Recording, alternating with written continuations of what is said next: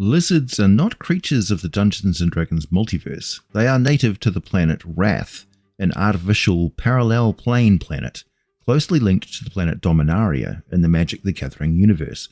There is much more detailed lore that follows the creature information for those of you who stick around to the end. And bonus prize if you take a sip every time I say lizard in this video. Drink responsibly, friends. Lizards were once some insectoid lifeform that could both keep itself in a highly mobile, adaptable, juvenile larval state and also to rapidly transform its body in order to merge and dominate other creatures parasitically. This may have been for food and breeding originally, but it's all about control now.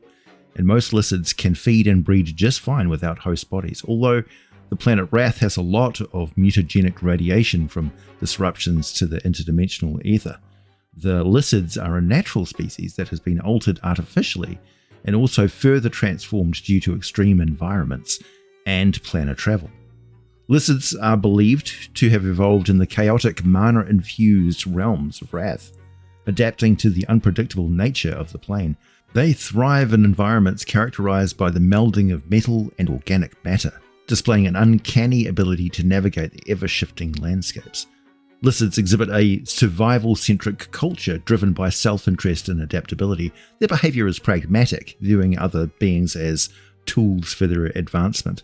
Lizards form temporary alliances with entities that serve their immediate goals, showcasing an opportunistic approach to cosmic existence.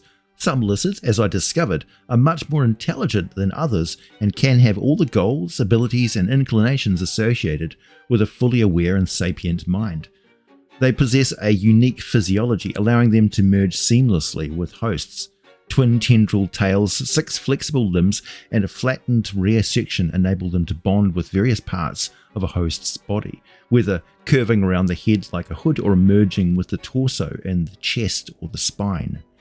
Lizards follow a reproductive strategy typical of parasites. They lay a large number of eggs in concealed locations within Wrath's landscape, giving rise to juvenile lizards. The process may involve another host organism, with lizards indifferent to the fate of their hosts, viewing them merely as vessels for survival.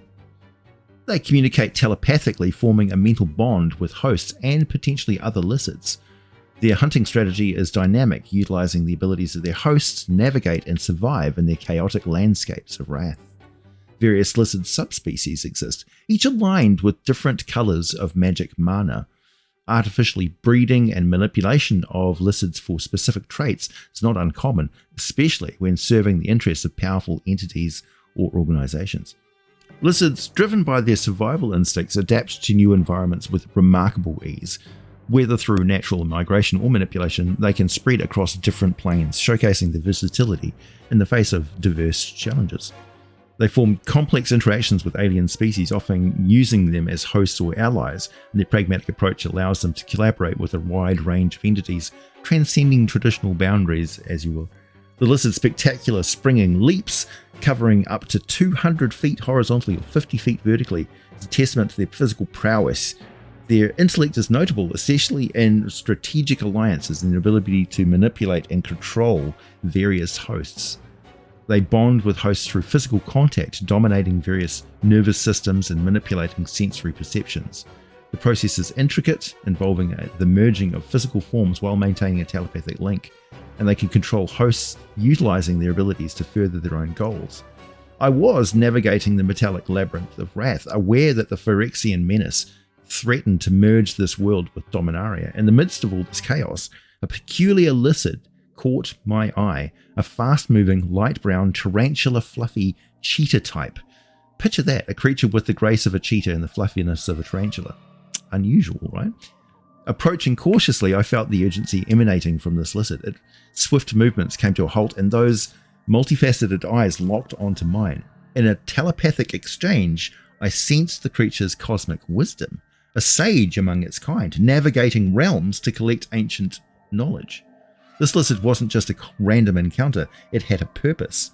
Wrath faced emerging catastrophe with Dominaria, and this creature held vital information. With a nod of its tarantula head, we teamed up, traversing the bizarre landscape, dodging Phyrexian patrols, and swiftly retrieving arcane insights needed to stabilize Wrath. Now, as for other lizards, these beings align with different colors of magic mana. There's green, blue, red, white, black, and technically a form of colorless mana. Okay, so for those of you who are here for the deep lore, let's settle back, grab a tasty beverage. We're about to get deeply nerdy, and let me tell you, you don't need to know any Magic the Gathering lore to play the card game perfectly well. So learning all this stuff is pure nerdery, and I fucking salute you and the folks who wrote it all. The Sage of Candlekeep is a persona, as you know. The dire halfling adventuring scholar was the last in a series of lifetimes for a being in the process of becoming an immortal, a transformation into the true potential of all living souls. I swear one day I will detail the role of immortals in the multiverse in a video, but of interest today, and the reason I mention the immortal side of the Sage, there is an adventure scenario for that level of player character that occurred in the Magic the Gathering universe. It's what the Immortals call harmonically attuned, but otherwise not connected to the Dungeons & Dragons multiverse. There are many similarities, but the differences are so great in the way magic works there, mystic gateways just can't form connections in any of the regular ways. This is not a restriction for Immortals who don't need magic to travel to parallel dimensions. Dominaria is a complex world. It has had major cosmic tampering with it that more than most worlds you care to mention. I think Athos comes close, but it's the actions of the Planner faction there called the Phyrexians, nasty necro-cyborg cultists and a tremendous power who waste nothing and dominate everything with their grisly biological superscience. The Phyrexians attempted a transdimensional merge on a scale so vast that they almost managed to increase the size and contours of the planet Wrath so that it perfectly matched the harmonics of the world of Dominaria, allowing it to phase across the dimensional barrier and merge with Dominaria, so that the full mass of the Phyrexian armies could just pour across the world, having appeared out of nowhere. There are many, many reasons the powers of the multiverse do not attempt to do this more often. The planet Toril has a similar situation that has occurred a couple of times. The ancient elven archmages discovered through song and high magic that a dimensional twin counterpart to the planet existed in a parallel dimension, similar to the way the Feywild and the Shadowfell are closely connected because the topography, the mass and the magic of the different realms are so very similar to each other. They can merge much more easily with other cosmic harmonics, form gates and phase whole sections of planets, merging them together. This has happened artificially a few times thanks to elven high magic, with an event called the Sundering altering the planet's topography permanently. There's also a recent merger where a nation of Abir, the sister planet, merged with Faerun and transferred an entire population of draconic people. On the planet Wrath, in an entirely separate universe, the Phyrexians created a substance called flowstone in vast quantities. Flowstone appears to be ordinary sandstone, but moves like molten lava and can be controlled remotely. It's made by filtering impurities from extremely fine magma. Then the particles are transformed into nanorobots that can, through magic, be manipulated into almost any shape and appear just about in any other material, including landscapes, buildings, and even flowstone golem creatures. If this was not useful enough, flowstone also protects artificial planes like Wrath from collapsing by repulsing planar boundaries. Flowstone can also be so powerful that where it is found in large deposits that a specialist magic school is dedicated entirely to its creation and use.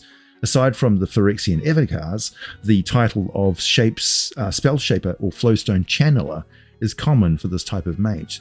They're not all nasty, but many of them are.